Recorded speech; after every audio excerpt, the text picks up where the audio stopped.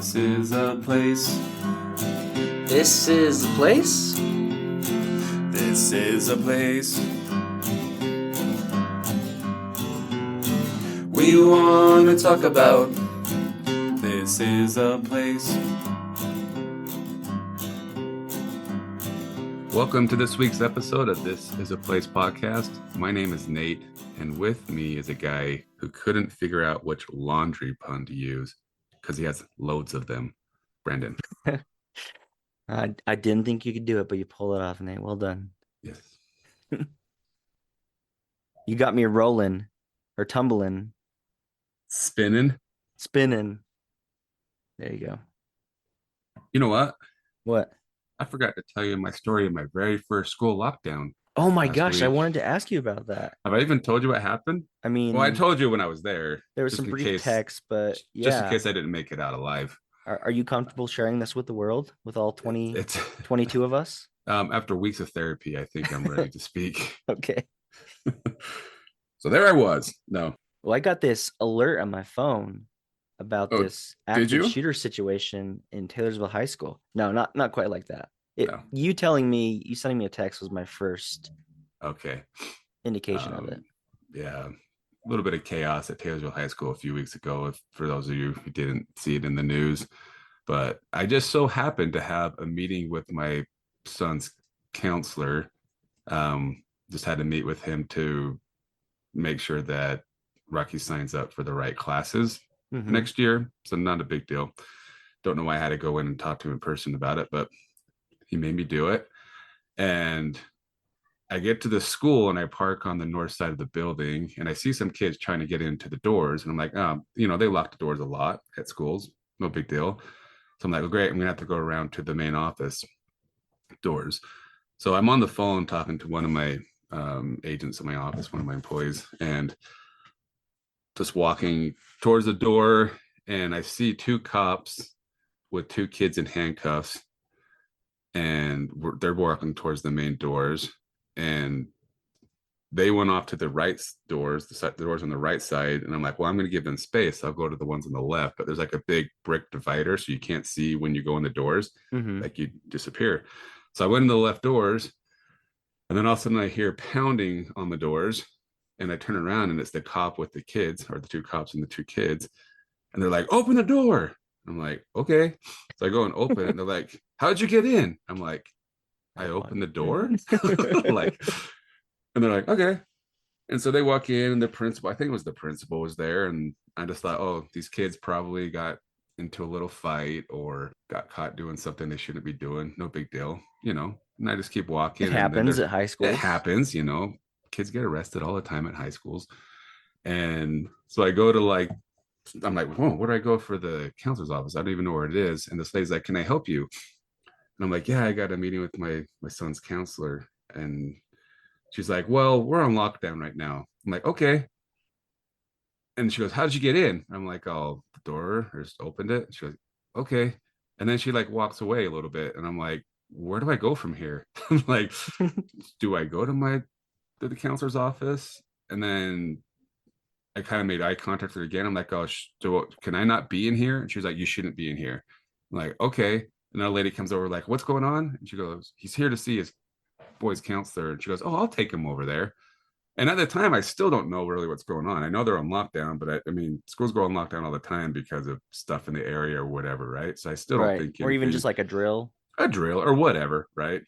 I can tell that lady was a little overwhelmed, but not panicky. And then I'm walking with the lady to the counselor's office, and I see 4 or 5 more cops, and they all have the big, assault rifle type guns. Oh, for real? Okay. But none of them were panicked. You know what I mean? It's just they're searching for some kids. I'm like, oh, there's something cool going down.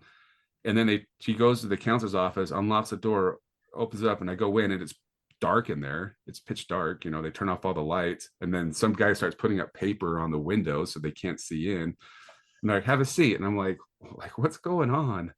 And then the kid that I'm sitting next to shows me the tweet or whatever, the KSL article showing that there's an active shooter or something or shooting. I don't think they said active shooter ever. They just said there was a shooting in the parking lot. I'm like, oh, okay. And I said, well, like there's 2 kids already arrested, so I think we're safe. But they kept us on lockdown. I had to stay in that room for about an hour or so with the Oh my lights off, gosh. just talking to people in there. And then they did a soft lockdown, I guess they call it, when you could turn on the lights.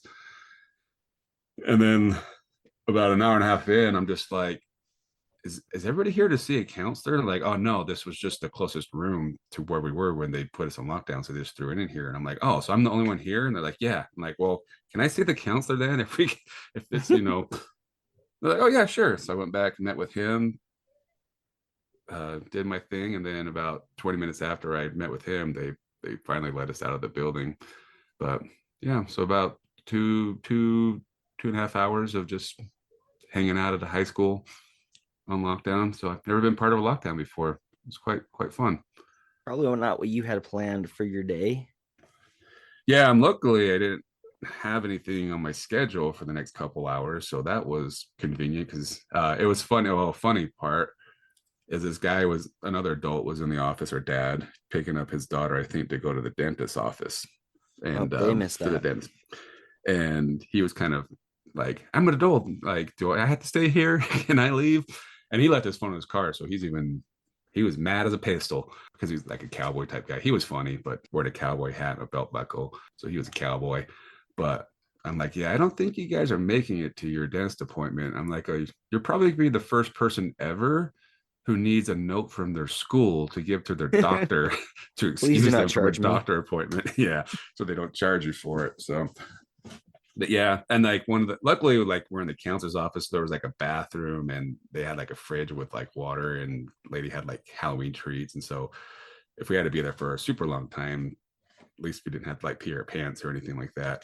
Because the lady across the hall, I guess one of the teachers had a super gulp Dr. Pepper for lunch, and she was flipping out because she had to go to the bathroom. She kept like texting the lady, I need to go to the bathroom. But the lady brought up like, she's like, I got the deck of cards. Anybody want to play cards or something? Like, I'm good. But yeah, kind of fun. Kind of a wild Thursday a couple weeks ago. Yeah, I mean it's definitely a different experience.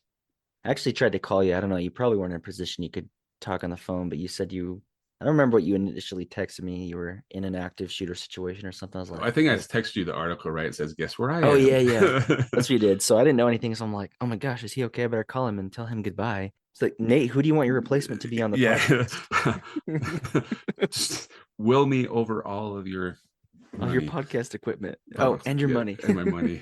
But apparently I didn't know this too because I wasn't obviously outside of the school, but I knew what was going on. But I think like their contact system didn't work the way it was. So there's a lot of parents that were Oh, freaking frustrated out. with the situation. You know what happened? Like, did the kids just they were like in a fight and they brought guns I or think that's what I've read from the articles. I haven't really looked at it too closely after, but I think I think a couple weren't even from the high school, and it might have been, I don't know, and a disagreement came up, and 2 shots were fired, but I don't know if they were, because nobody got hit or was hurt, so I don't know if it was an accidental like or a warning shot type thing. But I mean, it was during lunch, so there were still kids like in the parking lot coming back from lunch. I went to lunch with somebody who lives really close to us the other day, and he said his son was coming back from lunch, and I don't think he heard the gunshots or knew what's going on, but the doors were all locked and they wouldn't let him in, so he just went home. so And I'd have then done. he gets a text or an email saying all kids are accounted for, and he's like, huh? I'm not accounted for. No, my kid's home. Of course he's not. So I think there was a lot of frustration, but I think overall that the administration did the best they could with what was going on. And but it does make you think though, man. I mean, that's got to be a scary situation if it was really something intense, like a real Mhm. active shooter or something like that. Like that's pretty scary. So it kind of, It gave him you a know, good practice. gave me good practice. But same time, I'm sitting there thinking, man, if we're in an active shooter thing, why don't I have my gun on me? And I'm like, wait, I wouldn't carry a gun into a school to begin with. Right. So, anyways, just give me a different perspective on stuff like that. But yeah, that was fun. That was you know, it's gonna happen. It's gonna happen to me. I always seem to be I at the right place at the right time. guess so. Texted my boy. I'm like, "You okay?" And he's like, "What are you talking about?" Like, he heard the gunshots, but I don't He think he heard was it. panicked. And I'm like, "Well, when you're done," he had no idea I was coming to the school either. So Mm, I'm like, "When you're done, just come to the counselor's office. I'll give you a ride home." He's like, "You're yeah. at the school?" I'm like, "Yep." I felt like I was walking down the hallway and I saw this girl, like, I don't know if it was her mom or a teacher or something, just bawling right after, because they were like forcing us out of the school, like, get out quick, like almost like run out Hmm. of the school like a fire drill. And I'm like, oh, come on, that wasn't that intense. But when I was walking by, it was the special needs room. I'm like, oh no, that would have been horrific for those kids to Yeah. be in that scary situation. So I felt like I almost wanted to start crying in the hallway for her. I'm like, oh man, I felt horrible. Right. That must have been, yeah. I don't know if it was her mom or, like I said, if maybe the teacher was in another room. The kids were just scared, but Yeah. yeah, We make light fun, of it, but because it didn't end up being anything. But yeah, serious, definitely but scary yeah. and But yeah, when you don't, the unknown is what's scary, right? Not knowing what's going on is what's scary. So, yeah. like, I think I calmed down our whole room because I'm just like, guys, I think we're okay. I just came from the outside.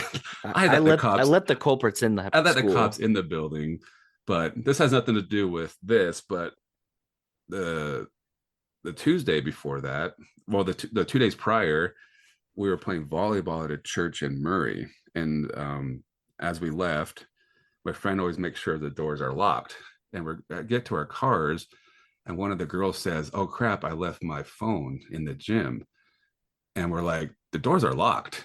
And we don't have a key because there's a guy across the street that comes and lets us in. Hmm. And it was like 11:30 at night. And they're like, we don't have keys. And the other person has keys, like, my keys don't work after 9 o'clock. So it's one of those key fobs. Right. And then, like, your only solution is to wait till tomorrow, or you can go knock on his door and wake him up, right? Right. At 11:30 at night. And so she's like, starts walking over there. And I'm like, well, we should probably go check the door just in case, right? I go to the door, which he already checked was locked, and it opened for me. So Mm. that's twice in 1 week where doors were quote unquote locked. And I was able to get in. So I think I have some magical power I don't know about, Nate walks and doors open. that I can open up commercial grade doors that are already locked. So Well, got speaking of doors, we did have a door opened to us on the podcast because of a past episode we did. We had done an episode, I guess it was over a year ago for sure, on the Murray smokestacks, and we got a fan out of it because we'd used a lot of his information for the episode. So let's take a listen to his interview. Well, I'm Shaun Delliskave. I'm a reporter for the Murray Journal. I cover the local and government beats. I've been covering that since 2016. I'm a lifelong resident of Murray. I love collecting stories, especially from the old timers, about the interesting things that happen around Murray. I'm just a history fanatic when it comes to Murray, just because it's been my hometown.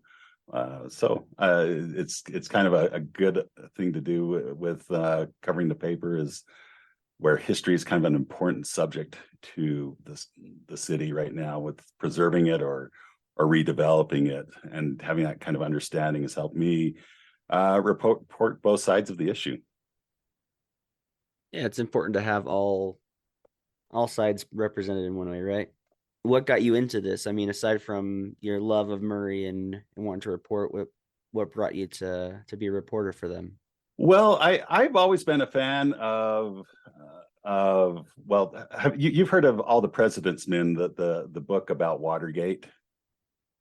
I'm not familiar with it. No. Oh, okay. Well, you've heard of Woodward and Bernstein, the reporters. Mm-hmm.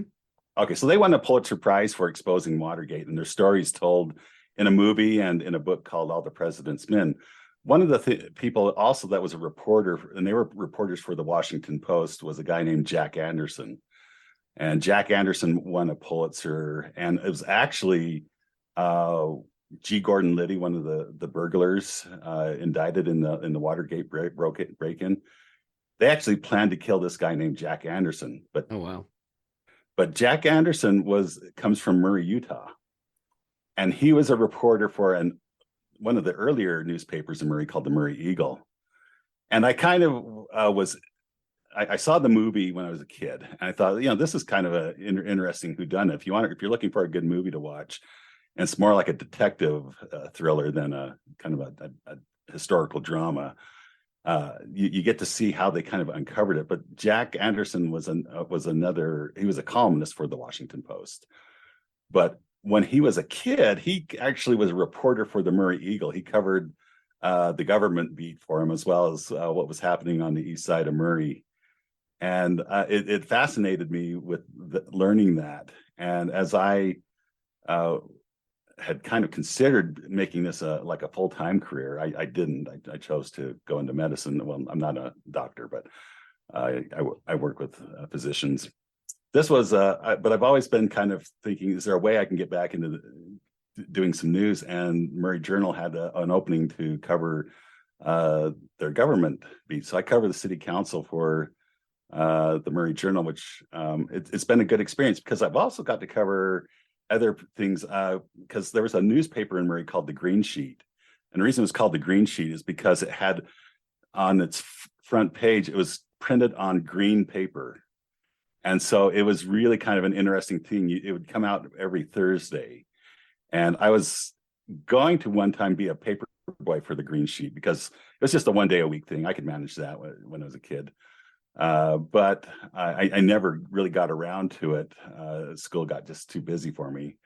But I was a big fan of reading that, because it would cover your local schools and that. So my name would be in the Green Sheet. You'd read about the local high school sports in there, and you could see your friends' names in there. When they had a big play at the local school, they would put everybody's names in there. So I mean, everybody would read the Green Sheet, and it covered like Murray, Midvale, Cottonwood Heights, Taylorsville, and it had that general kind of area. So it covered just local high schools and things like that. But they had a columnist on her whose name was Ethel Bradford. She had written for the Murray Eagle, and then when it became the Green Sheet, she also wrote for that. But when she retired when she was 70, and she still was writing. And when I joined the Murray Journal, I got the opportunity to interview her. And so I called her up, and I just wanted to kind of have an article about catching up with Ethel Bradford. And Ethel Bradford at the time says, "Guess how old I am?" And I didn't want to kind of guess too high. So I said, "Well, you look about 70. She just laughs in my face. She says, "Come on, how old am I?" Well, my next guess was a sincere 80. And she still laughs. And I'm going, "Real?" I said, 85. She goes, "Nope, not even close." I go, "Well, you're 90? She's still not close. I'm 100 years old." She was 100, and she was keeping a blog. And not only was she keeping a blog, her topics were somewhat scandalous. And one of her articles she was working on when I interviewed her was having sex in space. And you can pull that up. At 100, she's writing that, and you can still find her blog. It's still out there. The From Out My Window, is that it? Yeah, From Out My Window. And it was probably one of my favorite interviews. It was with her. She led in her prime the League of Women Journalists. I think that was their name. But she was kind of a leader back in her day. So if I think about it, I get to cover the things that legendary Pulitzer Prize winning journalist Jack Anderson and noted journalist Ethel Bradford, I cover their beats now. And so that's kind of a neat treat for me every week to think that I got this kind of, important thing that these two legendary journalists covered. Yeah, the shoes you're walking in now, right? Mm-hmm. So I've got to ask, your inspiration was this guy who covered this scandal, this breaking story. Have you had the opportunity to cover anything like that in your time at the Journal? No, I don't have anything like as big as Watergate. I mean, like Utah scale, at least, right? Utah scale. Sometimes you'll get the local television news referencing your articles, and that it's actually they don't like to kind of credit us little small newspapers for doing that. Some of them, they're getting better. Channel 13 News does a good job with looking at local headlines, but some of these big, the Tribune, Deseret News, and some of the other big news outlets, that they don't want to kind of say, well, we kind of saw it in the Murray Journal or the Taylorsville Journal or the Sandy Journal. So, and now you have big time podcasts that use your articles as well, as we've talked about. well, of course, this is the place, or this is a place. So is probably the biggest honor I've had so far. So we appreciate that. No, but we were talking a little bit about, we used a lot of your research and all the work that you did in our episode on the smokestacks, the Murray smokestacks, and you seeing that led you to reach out to us, and you suggested this episode to us to talk about another iconic skyline, something in the skyline for Murray, in a way, right? Right. It's actually not in Murray, but it's still called the Murray Laundry Tower. That was an interesting thing to learn as well. It's actually not in Murray, but still, because of where it came from originally, it has the name of the Murray Laundry Tower. Yeah, so and it still stands. So you can still go see it today. It used to be a little more prominent, but development has kind of surrounded it. But it's located at 4200 South and State Street, and it was built in 1910. So the Murray Laundry Tower was built for the Murray Laundry. It was built in 1910. More than just a tower, it's kind of more of a piece of art, if you ask me. I mean, it could, most water towers, they don't really decorate, but this one was decorated in Art Deco. Do you guys know what Art Deco is? I did a little bit of research prior, so I recognize Art Deco, but I didn't really understand there was a name for it. Probably the more well-known ones is kind of the Chrysler Building. Oh, the Chrysler Building. That's what I'm thinking of. Yeah. Yeah, that's probably what you're thinking of. And the Chrysler Building, I think the Empire State Building goes along those lines, but those are kind of the famous ones. But yeah, Art Deco, it's French for art. Well, I'm going to butcher it as a non-speaking Frenchman. Décoratifs, or in other words, decorative arts. And it has this kind of particular style to it. Probably the best known Art Deco building in Utah is Ogden High School. It's kind of nationally known for their decoration, but it has kind of these interesting kind of treneling along the top of it that makes it really very stylized. And then so yeah, it's 185 feet total, and then on the tower there's it has Murray Laundry on it, and then Rain Soft Artesian Water, and it's illuminated in neon. And this was built in 1910. It was built to withstand a 60 mile per hour wind gust. I bet it survived quite a few, wind blasts harder than that. Yeah, and it's alleged to have held at its peak about 240,000 gallons of water. And it was built in 1910. It cost $16,500 to build, and now that's about $500,000. Murray Laundry actually started in Midvale, believe it or not, in the 1900s. So this guy named George Strike, he was actually an immigrant from Greece, and his last name isn't Strike, it's Dimitropoulos. And so he was born in Greece in about 1888. And anyway, he was in Greece, and about that time, there's kind of this great migration to the United States from people in Italy and the Iberian Peninsula, which includes like Croatia and Macedonia and Greece. And what's happening is at that time, the mines are really getting active here in Utah and Colorado, and the mine operators need workers. So what they do is they go to Italy and Greece and Yugoslavia, and to get these workers.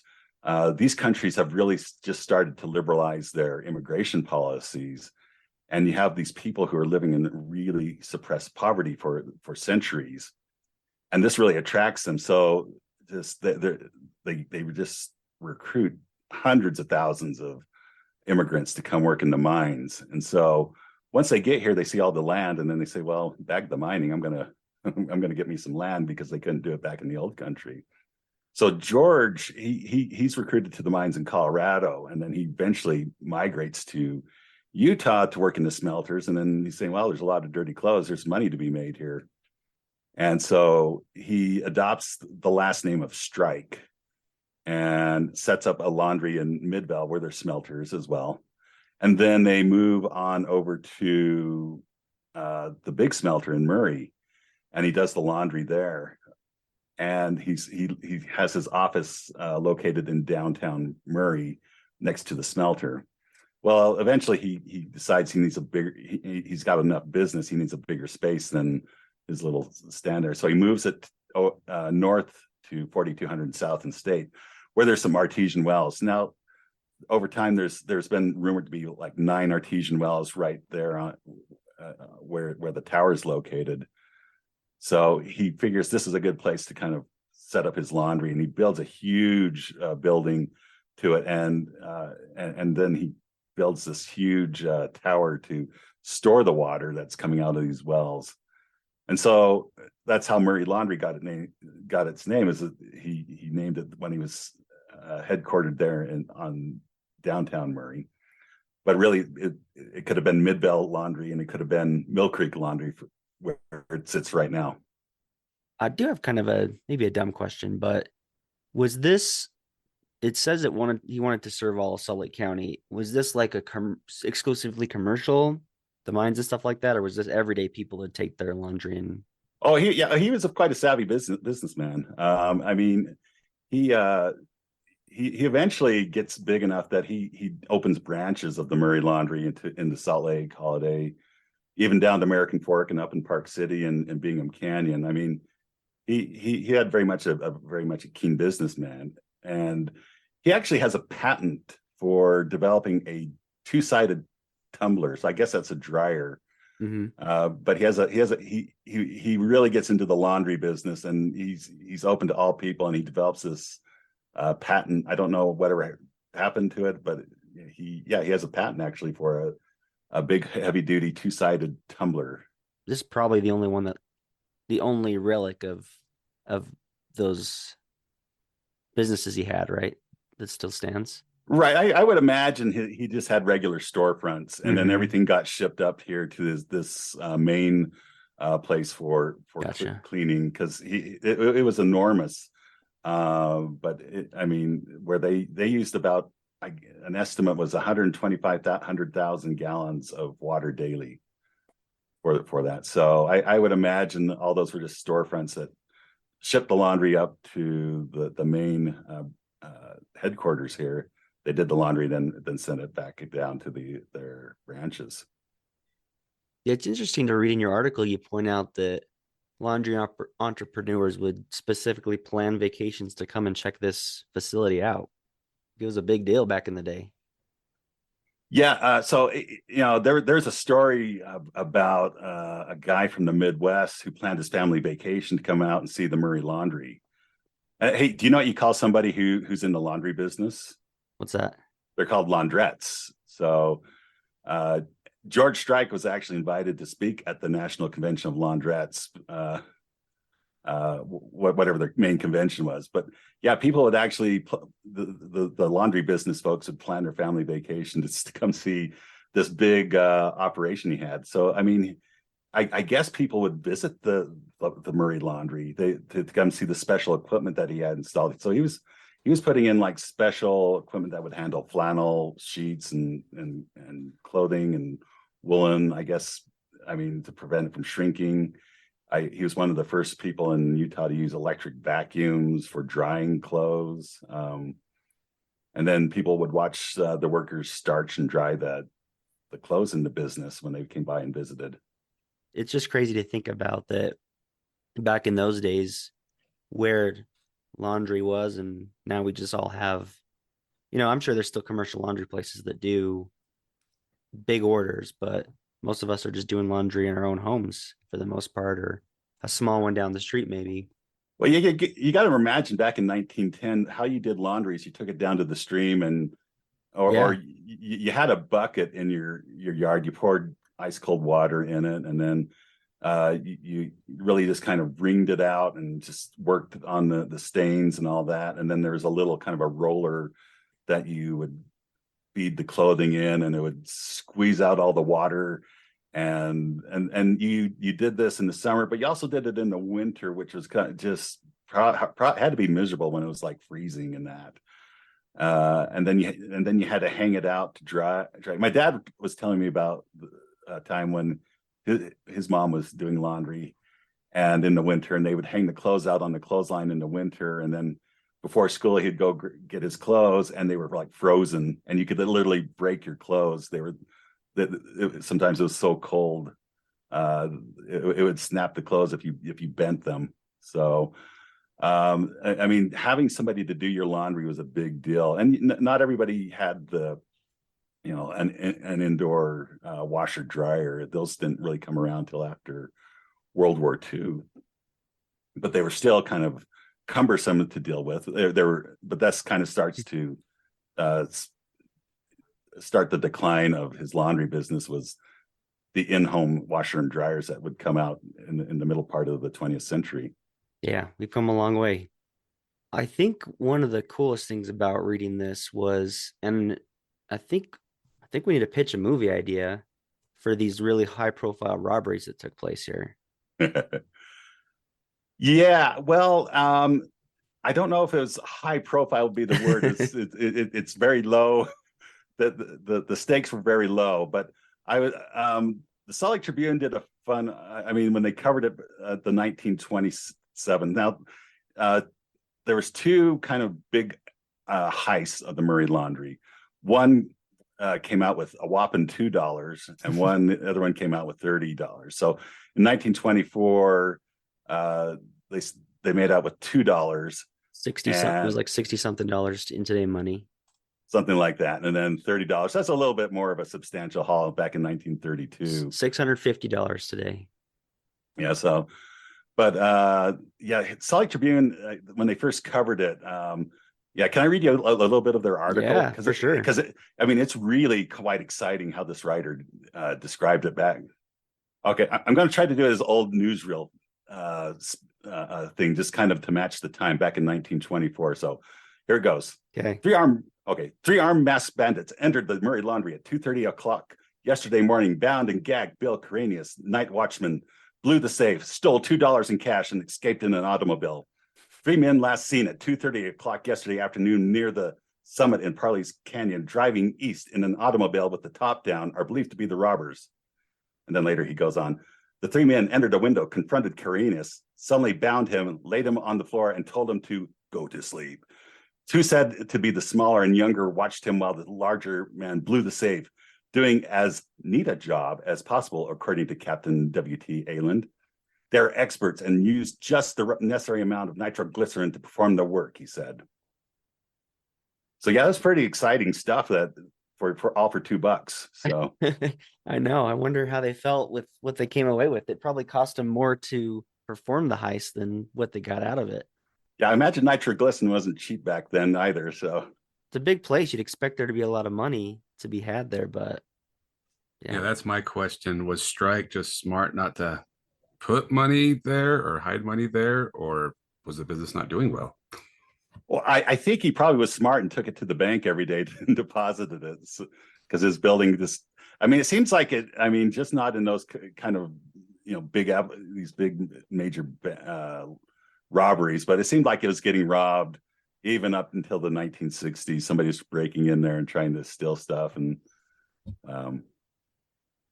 I think there's a rumor that there was some notorious bank robber that actually did the 1932 or 1927 safe cracking. So he got the most money out of it.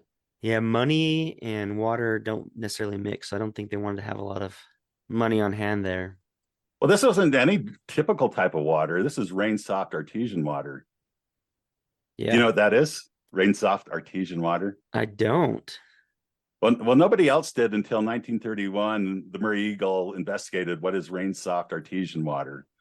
So what they report is that Murray Laundry has 6 artesian wells that produces the wells produce about 100,000 gallons of sparkling clear water every day. And before it is used to wash the clothes, this water went through a refinite mineral filters, which removes all traces of hardness from it, So making like it just truly soft water, like we have today, right? Yeah, Like so I think it's naturally? kind of like our soft water filtering, essentially, is what it boiled down to. But it was, I guess, unusual at that time, and so that was their big pitch of why you needed to bring your laundry to Murray Laundry.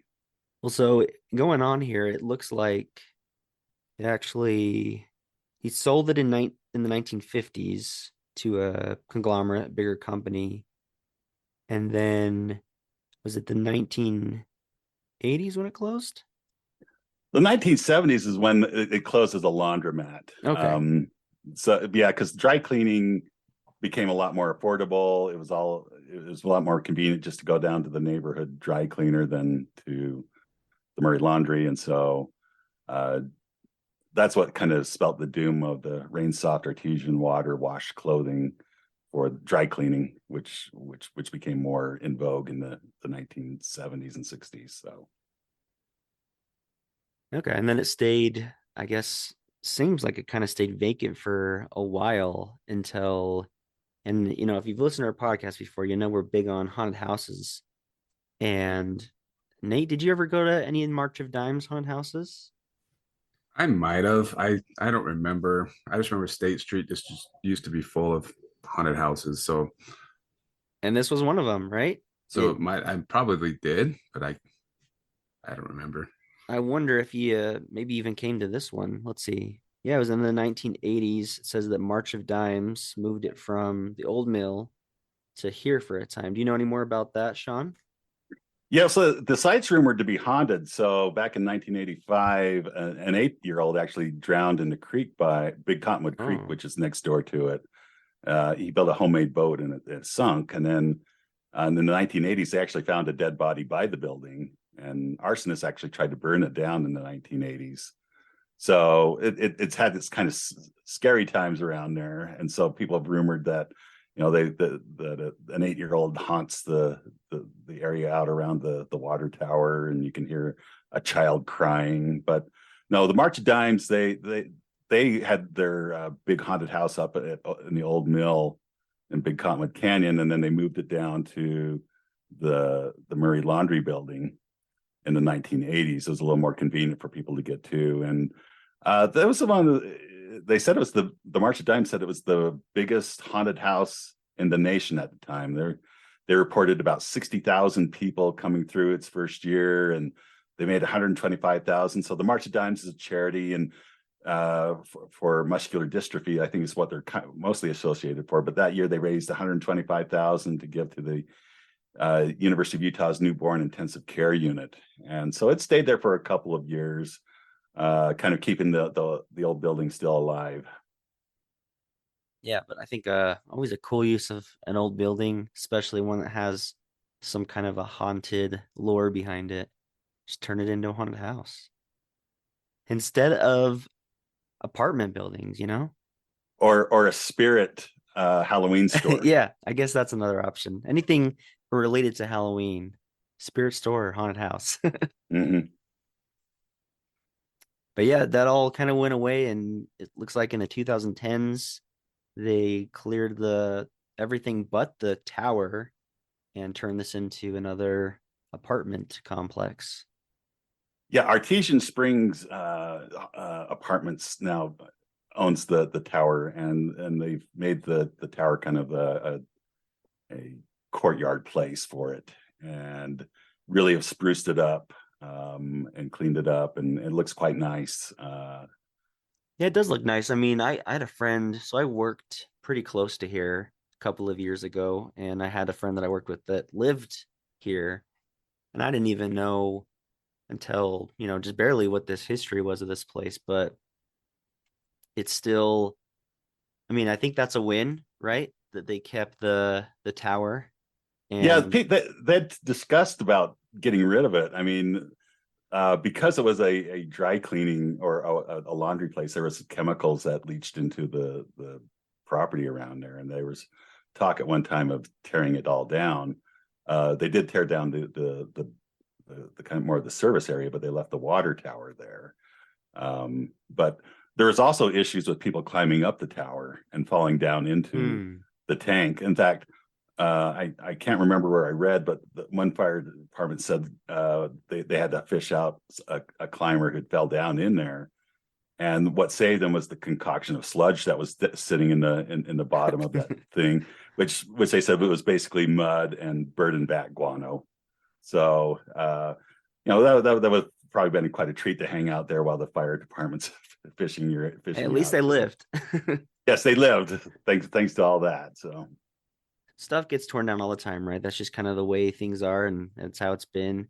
But I think keeping a portion of it, something to call back to at least, is always a good thing that we can remember that. I mean, we don't have anything to look at the smokestacks these days. That was all taken down, but with the Murray Laundry Tower, at least we've got the, like you said, that Art Deco classic sign to still look at, appreciate, and then know that you're in Murray. You've reached it.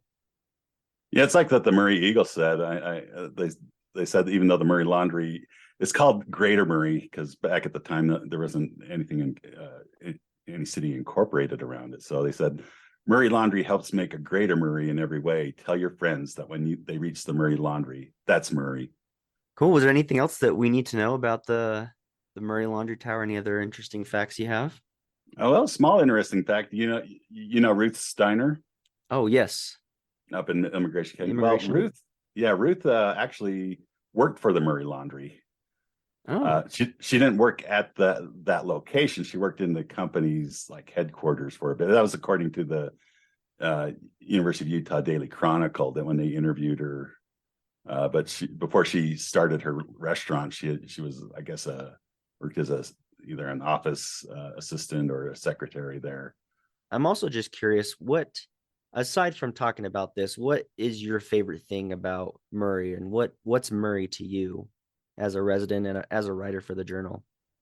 Murray, I mean, there's a kind of a snarky little comment out there talking about the independent Republic of Murray, and that's for good reason. I mean, Murray likes to be independent. They like to, Murray residents, and I kind of wonder nowadays if that kind of attitude still persists, but Murray takes great pride in being able to maintain and do things independently, of not having to depend on a county or other entities to support it. And so, I mean, Own school district, own power company, all that kind of stuff. Yeah, it has its own library, it has its own water, it has its own parks and rec, and that's the thing that Murray really prides itself on, is its ability to be independent and respond to the residents. And I think people take pride in that fact, that they have this kind of responsiveness. And so that's the one thing I love about Murray, is it has its own different type of attitude. You have kind of areas around Utah that have their type of attitude. You have Avenues of Salt Lake City has kind of an, they're known for having a particular attitude. Park Cities has a particular attitude. Murray's more down to earth than I think maybe perhaps those two places. So everybody can feel like they have some type of place in Murray. Sure. But at the same time, Murray, they have kind of they do want to have a chip on their shoulder of saying, we'll take you on, we'll show you how it's done, really. So it's kind of has that fun attitude, but there's kind of we're different, even though we're surrounded by all these other cities. You have kind of a different attitude with residents of Murray, and feeling like they can be represented, but also the Murray residents have like great pride in their parks. Murray Park is just beloved. Coming up on its 100th anniversary next year, by the way. That's right. And there's a lot of concern about what's happening around Murray Park, because Murray City Hall is going to be put up for sale, according to what the last official word was. And that sits right next to the Ken Price Baseball Stadium. And there's some developers talking a 10-story building overlooking that. And some residents aren't too sure that's what they want right next door to the park. There's Mhm. also a big development that might be put in where the point on 53rd and State is. The property owner wants to redevelop that and put in a big multi-use apartment complex in there. So it's more high density housing. And that could really greatly impact that, because people going to that, I mean, we're talking hundreds and hundreds of units, and how's parking going to go spill into Murray Park? That's one of the questions. Yeah. So Murray Park is kind of sitting on a kind of maybe some game changers as far as its history goes, with these developments going around it. But I mean, Murray residents love their park. If you go there on the 4th of July to watch fireworks, you won't find a spot if you don't get there early enough. That's where we are every year. Yeah. How are you able to find a place to actually sit down? Yeah, we kind of staked our own claim, and we always go to the same spot. So we've All right, been well, lucky. you have to email me your location, because I have to go to Costco to watch the fireworks. 'Cause Oh, it's so really? Yeah, crowded. we get there pretty early. I'd say maybe like 5 or 6, and I'll let you know our secret spot. It's there. right. There's plenty of space. You're welcome with our clan, Shaun. Well, you're more devoted to seeing the fireworks than I do. I don't get there till 20 minutes before. I think there's a lot of cool things about Murray, and I mean, plenty of old buildings and historic places. We might need to tap you again in the near future for my favorite Murray location, the Murray Theater, if you're up for that, Shaun. Yeah, Murray Theater is going to be exciting. I think they're going to try to at least start getting the renovation of it going this year. Oh, awesome. You've heard kind of who's performed at the Murray Theater? I've been to many shows at the Murray Theater. Adele has performed at the Murray Theater. Oh, really? And you can actually pull her video up performing at the YouTube performing at the Murray Theater. So, but Judy Garland performed at the Murray Theater, according to the Murray Museum. That's cool. And Harry Rollins performed at the Murray Theater. And I think Killer Clown Posse performed there. Well, I mean, we don't care about that one.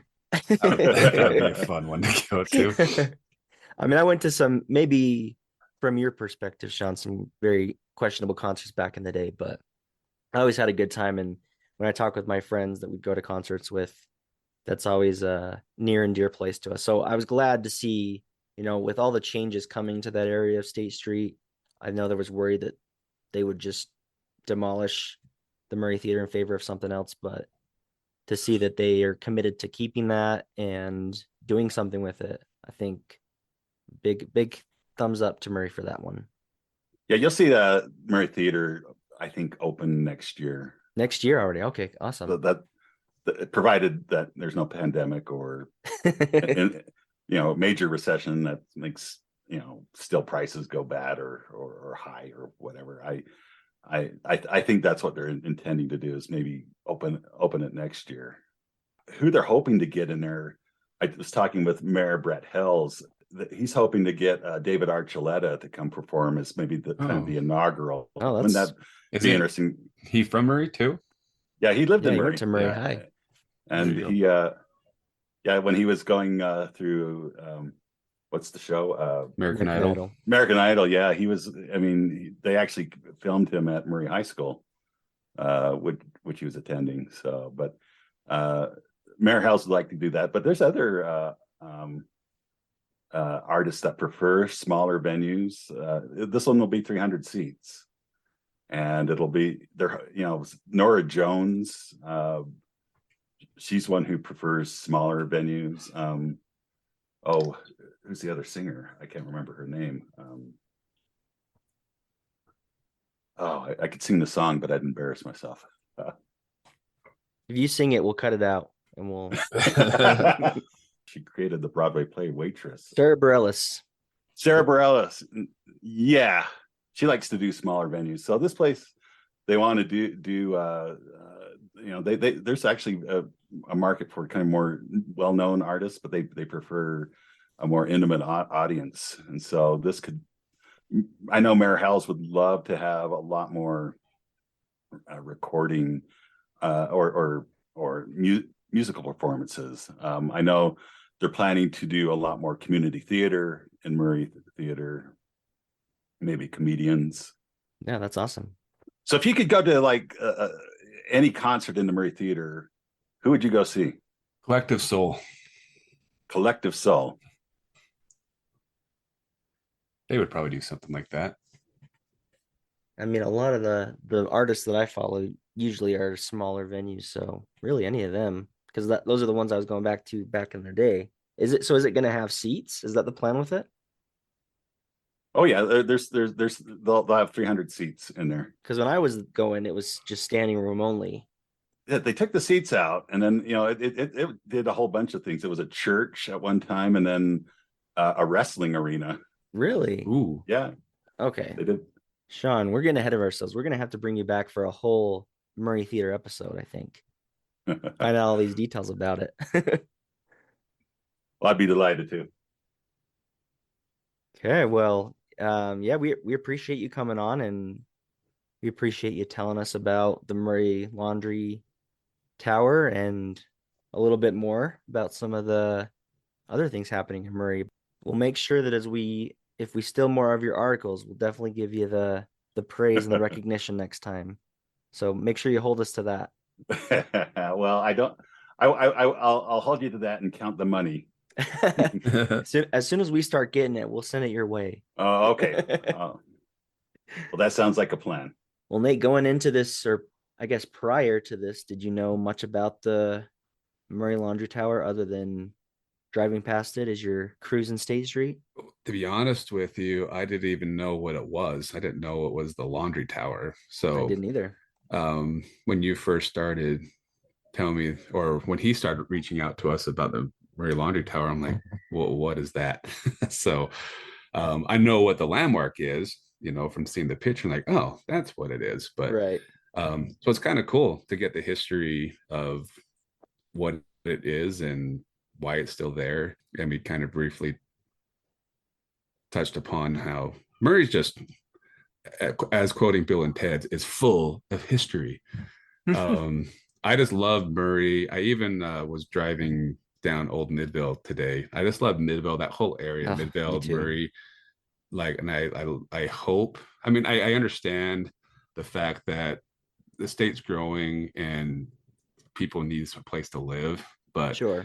At the same time, you hope that they can accommodate or at least keep some of these historic buildings and landmarks. It's just fun to have stuff like that still. Yeah, I agree.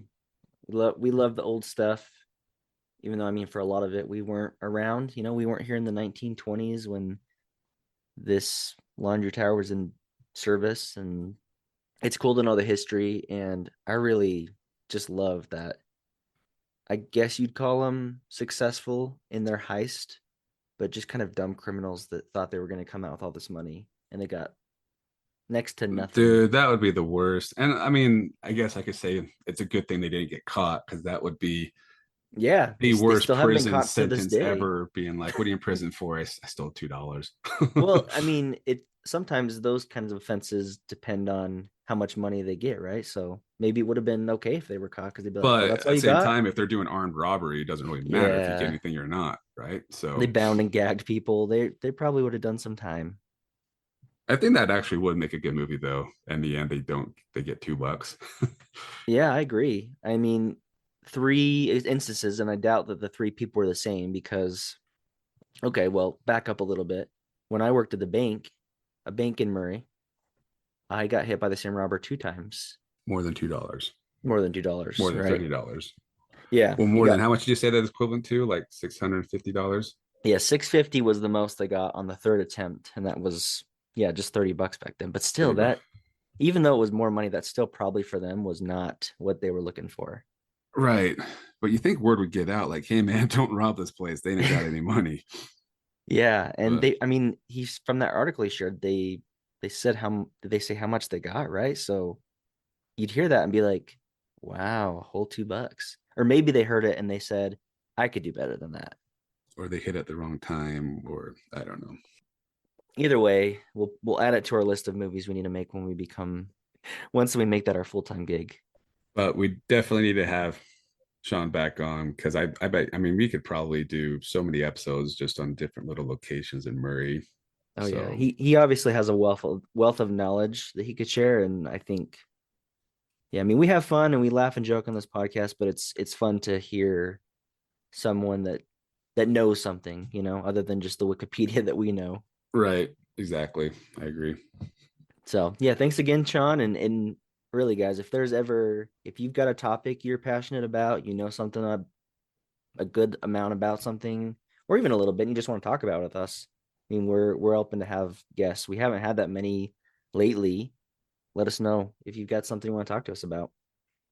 'Cause we want to talk about it. Thanks for listening to This Is a Place podcast. See you next week.